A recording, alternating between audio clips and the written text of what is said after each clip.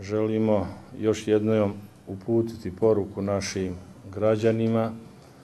i zahvaliti građanima Prijedora koje su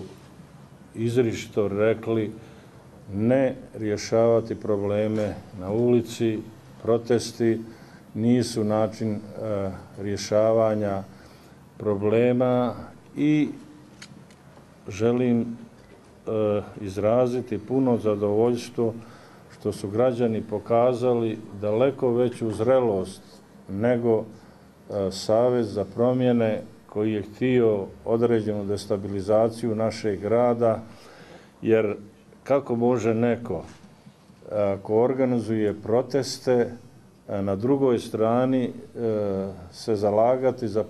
povoljno poslovno okruženje. Poruka iz Prijedora za čitavu Republiku Srpsku, za sve njene građane jasna,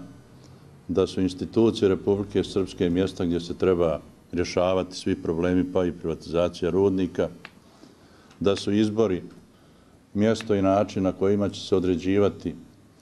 ko će i koliko upravljati i Prijedorom i Republikom Srpskom, da je juče bilo 17 autobusa, da je juče negdje oko 500-600 ljudi bilo na protestima, da je od toga bilo oko 100 ljudi iz Prijedora. U Prijedoru je sinoć na protestu najmanje bilo Prijedorčana,